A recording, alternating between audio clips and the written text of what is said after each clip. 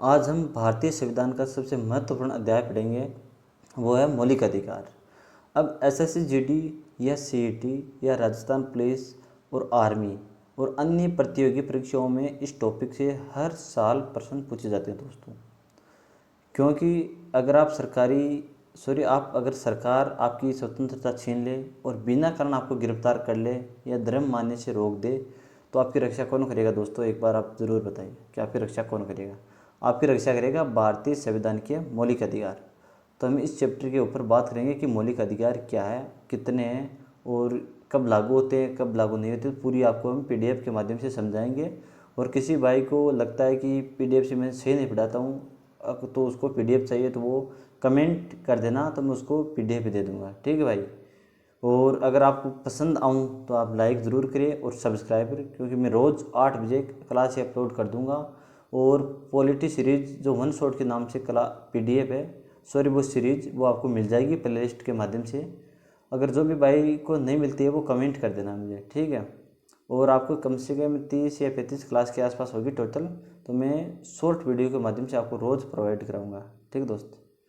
तो आपका ज़्यादा टाइम वेस्ट ना करते हुए मैं डायरेक्ट बता देता हूँ कि मौलिक अधिकार क्या है। ठीक है दोस्त। अब मौलिक अधिकार है कि संविधान के अनुच्छेद 12 से 35 तक मौलिक अधिकार का वर्णन है। यानी जो 12 से 35 तक है ना, वो मौलिक अधिकारों का वर्णन है दोस्त। ठीक है। अब आगे बात आती है कि डॉक्टर भीमराव अम्बेडकर ने संवैधानिक उपचारों के अधिकार को संविधान की आत्मा और हृदय कहा है। किस अनुच्छेद को? अनुच्छेद 32 को। ठीक है दोस्त। मौलिक अधिकार कितने हैं हमारे? तो मौलिक अधिकार है हमारे 6। पहला है समानता का अधिकार, जो अनुच्छेद 14 से 18 तक है। इसमें कानून के समक्ष समानता, भेदभाव का निषेध, समान अवसर, अस्पृश्यता यानी छुआछूत का अंत और उपाधियों का अंत। जैसे सुभाष चंद्र बोस को और जैसे हमारे राष्ट्रीय पिता है महात्मा गांधी, इनको जो भी सरदार वल्लभ भाई पटेल को जो भी उपाधि मिली हुई है, इनका अंत कर दिया गया, अब नहीं मिलते ये उपाधियाँ। ठीक है दोस्त। फिर सेकंड नंबर पर आता है स्वतंत्रता का अधिकार, 19 से 22 तक, यानी अनुच्छेद 19 से 22 तक। अनुच्छेद 19 के अंतर्गत 6 स्वतंत्रता है, जैसे अभिव्यक्ति की स्वतंत्रता, जैसे हमारे मीडिया है ना बोलने की, इनके और हम सभी को भी है। शांतिपूर्ण सभा, जैसे अभी जंतर मंतर पे हुआ। संगठन बनाने की स्वतंत्रता, जैसे जंतर मंतर। पूरे भारत में घूमने की स्वतंत्रता, जैसे हम कहीं भी घूम सकते हैं, कहीं भी निवास कर सकते हैं, कोई भी व्यापार कर सकते हैं। ठीक दोस्त, तो ये है इनके अंतर्गत। आपको ये बेसिक नॉलेज है, पता होना चाहिए सबको। ठीक है। अगर आपके खिलाफ या आपके विरुद्ध शोषण होता है तो आपका क्या अधिकार है? ठीक दोस्तों। तो अनुच्छेद 23 से 24 तक है। मानव तस्करी पर रोक, जैसे अभी हमारी छोटी बहनों पे रेप होता है, उनको उठा उठा के ले जाते हैं तो। और बेकार प्रथा पर रोक, जो भी मिडिल क्लास फैमिली से या गरीब जो लड़का है, उसे मेहनत तो करवा लेता है, लेकिन उसको मतलब ये पैसे नहीं देते हैं या फिर कुछ भी काम करवा लेते हैं। तो ठीक दोस्त, ये आते हैं। और 14 वर्ष से कम आयु के बच्चों से खतरनाक उद्योगों में कार्य करना, काम करवाना, ये प्रतिबंध है। ठीक है दोस्त, उनको पढ़ने की उम्र है। अब हम बात करेंगे कि स्वतंत्र धर्म की स्वतंत्रता का अधिकार, 4 नंबर पर अनुच्छेद 25 से 28 तक है। कोई भी धर्म मानने की स्वतंत्रता है, जैसे मुस्लिम वो अपना धर्म मान सकता है, हिंदू अपना, जैन वो अपना धर्म मान सकता है। कोई भी दिक्कत ये नहीं है कि वो ये धर्म क्यों मान रहा है, क्यों पालन कर रहा है इसका। ठीक है दोस्त, कोई भी, सबको अधिकार है दिए हुए। जैसे धर्म प्रचार का पालन है, कोई भी अपने धर्म का प्रचार कर सकता है और पालन कर सकता है। धार्मिक संस्थाओं का संचालन जैसे चला सकता है, कोई भी खोल सकता है, कोई भी पूजा पाठ कर सकता है। ठीक है दोस्त। अब है 5 नंबर पर सांस्कृतिक एवं शैक्षिक अधिकार, अनुच्छेद 29 से 30 तक। भाषा और संस्कृति की रक्षा, जैसे हम अपनी संस्कृति की रक्षा कर रहे हैं, हम अपनी लैंग्वेज बचा के रखते हैं, जैसे राजस्थानी है। अल्पसंख्यकों की शिक्षण संस्था स्थापित करने का अधिकार, ये भी हमारे अल्पसंख्यक है, मुस्लिम है, सिख है, ईसाई है, उनको अपना संस्थान खोलने की अधिकार है कि वो अपना स्कूल, कोई भी कोचिंग सेंटर खोल सकता, कोई दिक्कत नहीं है किसी को। अब आता है 6 नंबर मौलिक अधिकार, संवैधानिक उपचारों का अधिकार, जिसको भीमराव अम्बेडकर ने संवैधानिक उपचारों का अधिकार भी कहा। ठीक है दोस्त।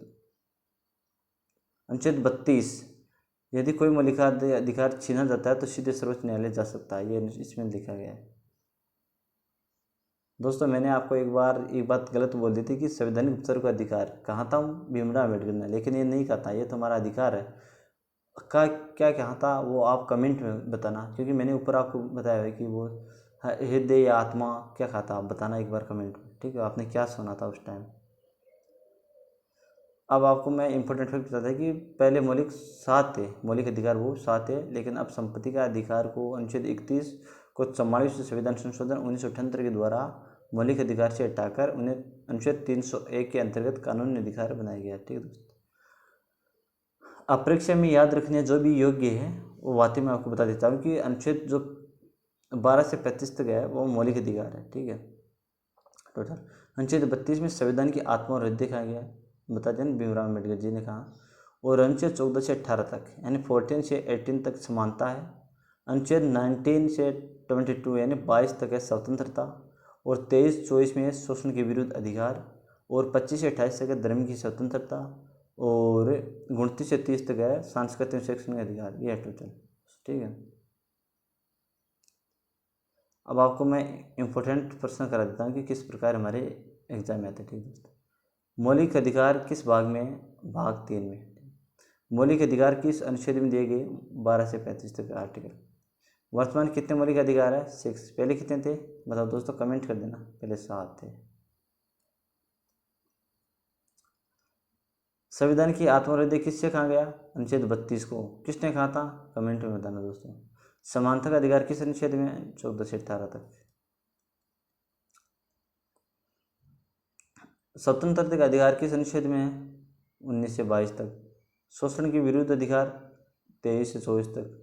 धर्म की स्वतंत्रता किस अनुच्छेद में, 25 से 28 तक। सांस्कृतिक शिक्षण अधिकार किस अनुच्छेद में, 29 से 30 तक। ठीक है दोस्तों। ऐसे क्वेश्चन आते हैं, मैं आपको करवा रहा हूँ क्योंकि जो भी आप रिविजन तो करना ही पड़ेगा। ठीक है दोस्तों। वो जैसे 10वां है संपत्ति का अधिकार, वो किस संशोधन द्वारा मौलिक अधिकार से हटाया गया, 44 संविधान संशोधन। तो अब आज हम यहीं पे एंड करते हैं क्लास का, क्योंकि आज हमने मौलिक अधिकार की पूरी अवधारणा समझी है। और अगली क्लास में हम राज्य के नीति निर्देशक तत्व पढ़ेंगे जो परीक्षा दृष्टि अत्यंत महत्वपूर्ण है। ठीक दोस्तों। अगर आपको क्लास अच्छी लगी है तो ज़रूर आप सब्सक्राइब करें चैनल को और मेरा सपोर्ट करें, क्योंकि दोस्त मैं अभी आपको ये जो भी चीज़ें वो आपको दे सकता हूँ, लेकिन इतना मुझे भी नॉलेज नहीं है क्योंकि मैं अभी नहीं आया हूँ यूट्यूब पे, तो इसलिए। लेकिन आप अगर आपका सपोर्ट रहा तो दोस्तों मैं भी आप एक दिन आपको पता है कि किस लेवल तक पहुँच जाऊँगा। और किसी भाई जो भी है कुछ पूछना चाहता है, कुछ भी डाउट है तो वो कमेंट कर देना, मैं आपको बता दूँगा। ठीक है दोस्त। मिलते हैं फिर एक नेक्स्ट वीडियो के साथ।